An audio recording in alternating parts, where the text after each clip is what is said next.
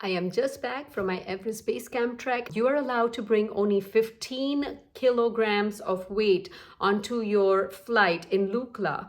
I would recommend that, you can cut that down where you can wear your most heavy pair of shoes, which would be your trekking boots, and then also your heaviest jacket. You put that on your person so that it does not count towards the weight.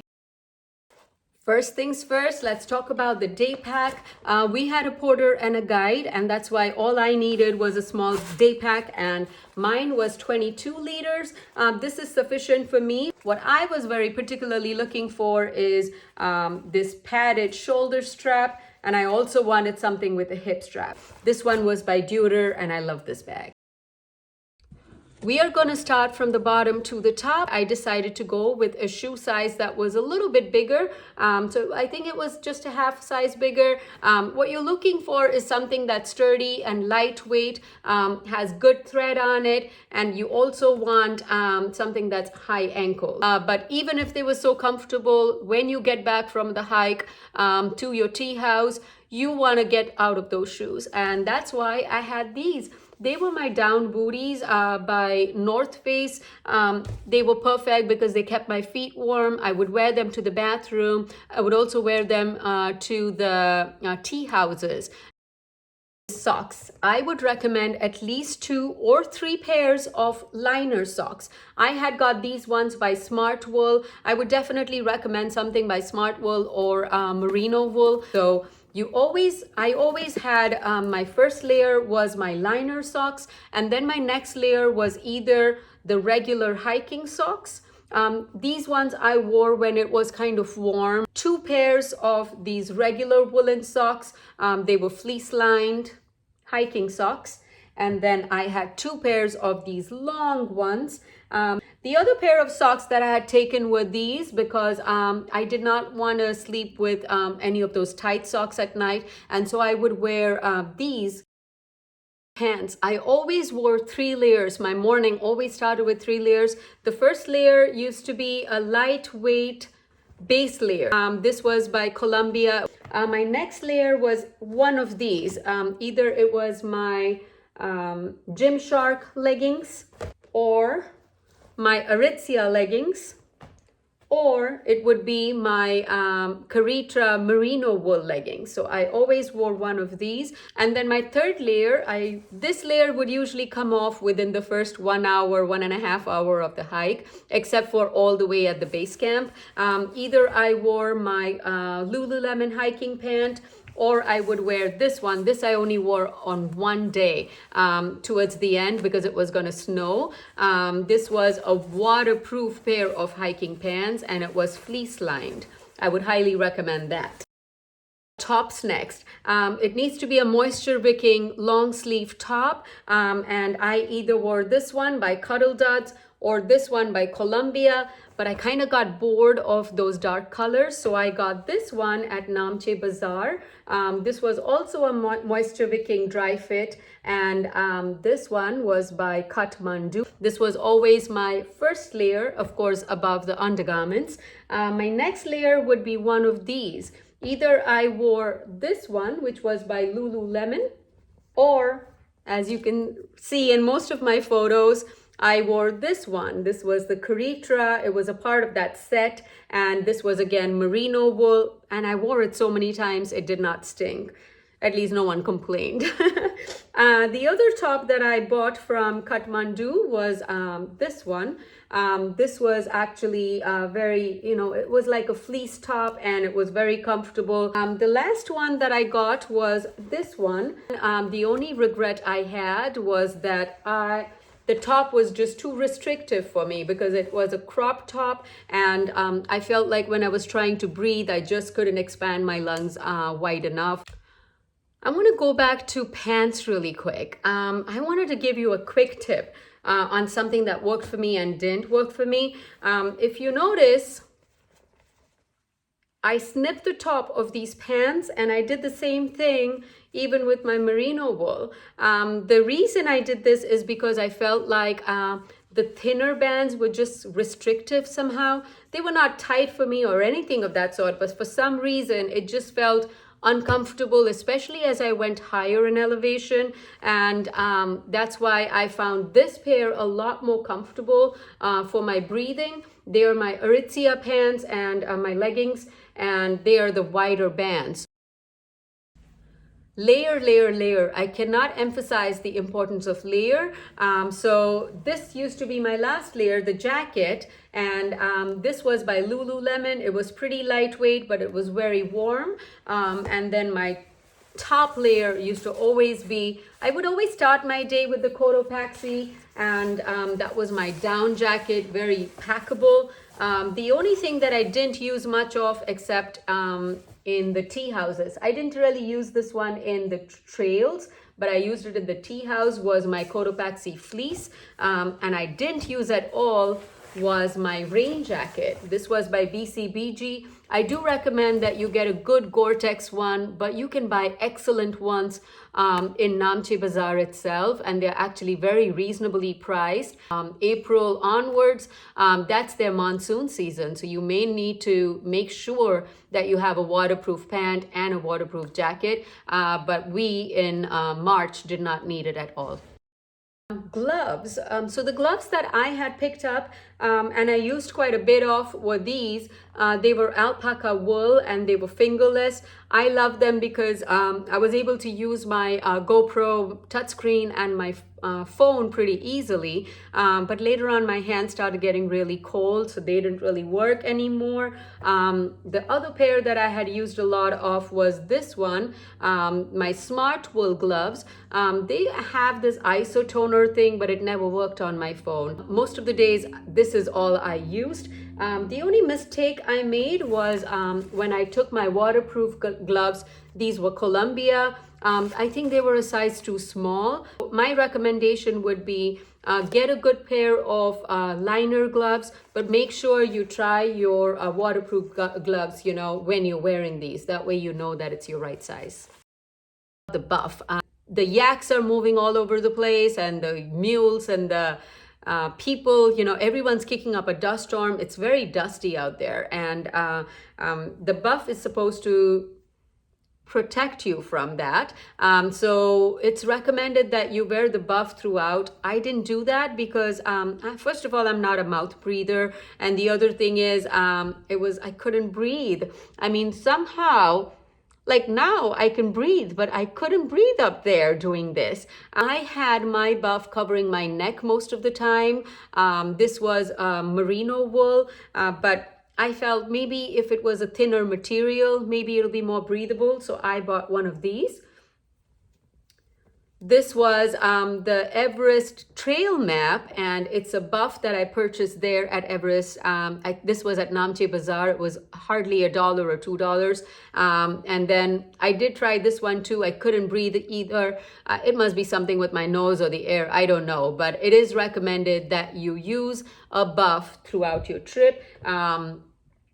Have it on your nose, you can cover your ears, you can cover your neck. I mostly used it for my neck and sometimes for my ears. The head cover, so I would use that for my head cover, and then I would have my hat on top, especially when it was sunny. And then the other one I had was my little Yeti hat. You know, when my son, he was a toddler, he had this hat, and have had it since then. So I really missed him, and that's why I decided to bring it along. But it did cover my ears and it kept my head nice and warm. So make sure you get a woolen beanie or a hat to cover your ears. So now we have come to all our etc. stuff, and this by no means is an etc. because you definitely need water. It's recommended to drink at least 4 liters a day.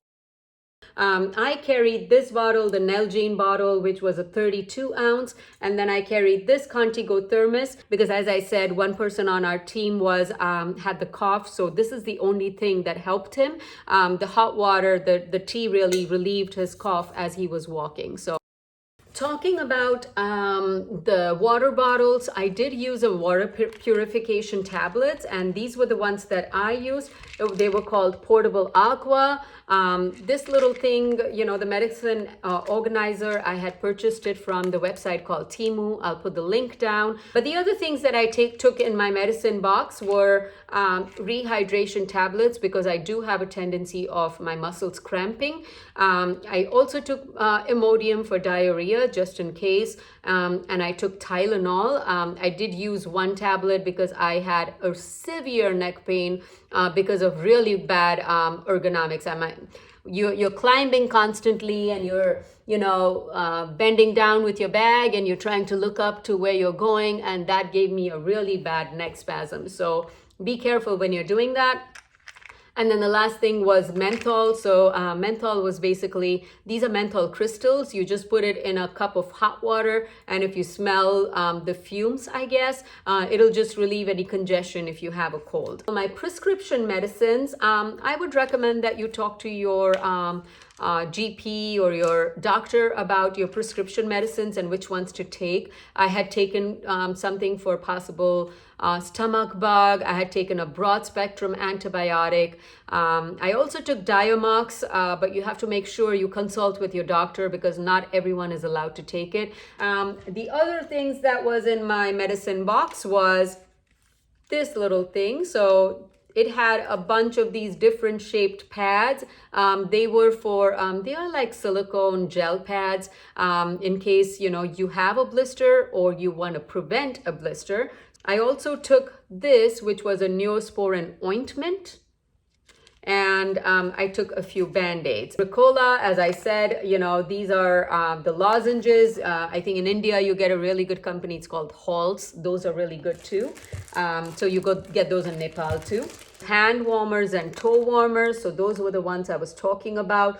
The toe warmers, I only used towards the end, but the hand warmers, I think I almost used throughout my trek. Asper cream. This is basically just a lidocaine based ointment, and in case you have like muscle cramps, you know, so I just took a little bit in my little pouch. That was also from the website called Temu. Hand sanitizer. I will tell you this, the water is just too cold sometimes, or it's just frozen and you don't have any. So you will need to use a hand sanitizer. Your toilet paper rolls, I had got 4 of these, and those were plenty. Up to Namche Bazaar, many places did have toilet paper, but after that, they don't. Just because, you know, the water is frozen everywhere, you really can't use soap, or you can't even use a face wash. I would recommend that you bring like a face balm, you know, one of those where you just put it on your face and you wipe it off. That will be, you know, better for you, because then you don't need to use water, of course. And then the usual, the toothbrush, toothpaste, deodorant, earbuds, lotion, my floss. So sunscreen, I had brought the Neutrogena. It was a 60 plus lip balm. It's recommended to bring a lip balm which has zinc oxide and it has sunscreen in it. Makeup kit. So basically it has all kinds of things. It has like a powder and blush and bronzer and blah blah blah. I didn't use most of it. I didn't even bring most of it. Like example, it has eyeshadow, so I just took that eyeshadow and I just left it home. I didn't bring that, but I brought that. So this is by Subtle Beauty. I mean, obviously none of this is sponsored because I don't think they even know I exist, but I thought, you know, maybe someone will need to know or want to know. So let's talk about the shower situation. So you can buy hot water, and initially it is running hot water. The only problem is the bathroom is so cold you may not want to shower. But anyways, if you do end up showering, you need to bring your own towel. I had got this one by Rainleaf. It is anything that is a quick drying microfiber towel is what you would bring. The other thing that I had would recommend is a cloth bag. I brought 2 cloth bags. One was to put all my stuff that I would bring to the shower, because the showers usually have 1 or maybe 2 hooks and you can't hang all your stuff. I would bring all of that stuff in here, and then I would just hang, and then I would use all that stuff. So that is one time that I would use this bag. The other time I used the other bag was to put my dirty laundry. So I didn't have much of it because I was reusing all the dirty laundry anyways. For the underwears, I had got 12 moisture wicking underwear and then 5 or 6 bralettes. What I would do, I did not like the idea of putting dirty underwear inside my bag for like 2 or 3 weeks. So I did use panty liners, ladies, and I just tossed the panty liners. So don't go overboard with it, because the food there, you know, it has a lot of options, especially if you don't have any dietary restrictions. I went there with gluten allergies, so you know, I didn't eat, for example, I didn't eat noodles, but I had enough other options to choose from. I did bring some of these dehydrated fruits. I brought a mango, I got pineapple. It's good for like a little sugar boost as you're walking, so it was a good snack for me. Chocolate. I also brought liquid IV in case, you know, I was feeling dehydrated, but I didn't really use it. Electronics.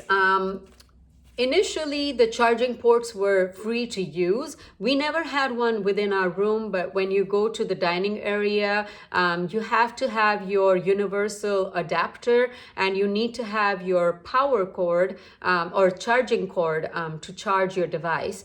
So those were free, I think, up to Namche Bazaar. Electricity and Wi-Fi was free to use, but as you went up higher in elevation, they were not free. So I had brought along this. It's the company is called Big Blue, and it was a solar panel charger. So these were the solar panels. I would hang this on my backpack all day, especially when it was a sunny day, and it worked out great.